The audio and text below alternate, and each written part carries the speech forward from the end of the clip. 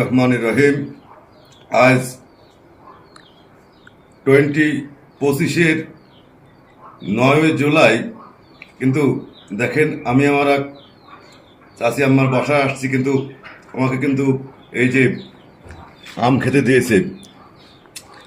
আমটার নাম একটু পরে বলি। ঠিক দেখেন যে গাছের আম এখনো পর্যন্ত, আজকে সেপ্টেম্বরের 9 তারিখ, এখনো কিন্তু গাছে দেখেন আম।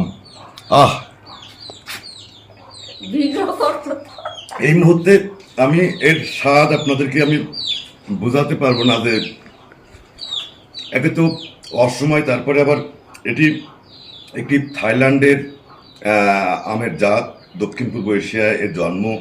এই আমটি আমরা অনেকের নাম জানি 12 মাসি কাটিমন আম।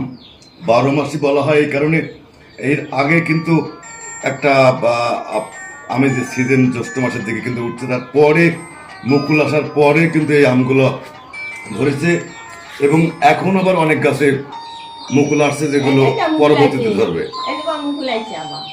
ঠিক পাশে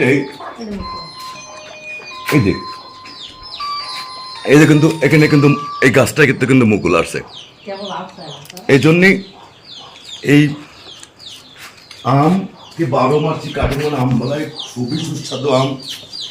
এবং এটি প্রথমেই বাংলাদেশের রাজশাহী, চাঁপাইনবাবগঞ্জ, এখন নওগাঁতেও কিন্তু অসংখ্য এই আমের বাগান তৈরি হয়েছে। আস্তে আস্তে সারা বাংলাদেশে পৌঁছে যাচ্ছে। কারণ দেখেন, এটা কিন্তু কোনো বাগান না, এটা কিন্তু বাসার ভিতরে একটু চৌবাস্তা মতো করে এখানে চাচি কিন্তু সুন্দর করে লাগিয়েছে, এবং এখান থেকে আম খেতে পাচ্ছে। আমি বলবো, যারা বাসা বাড়িতে যাদের একটু জায়গা আছে বা উঠোনে জায়গা আছে, আপনারা একটু টব আকারে 12 মাসের আমের পাওয়ার জন্য একটু কষ্ট করে, খুব বেশি দামও না এই গাছের চারাগুলো, 100 থেকে 150 টাকার ভিতরে চারাগুলো পাওয়া যায়। তো বিদেশি আম একটু পরিচর্যা বেশি করতে হয়। তো আজ এই পর্যন্ত, ভালো থাকবেন সবাই।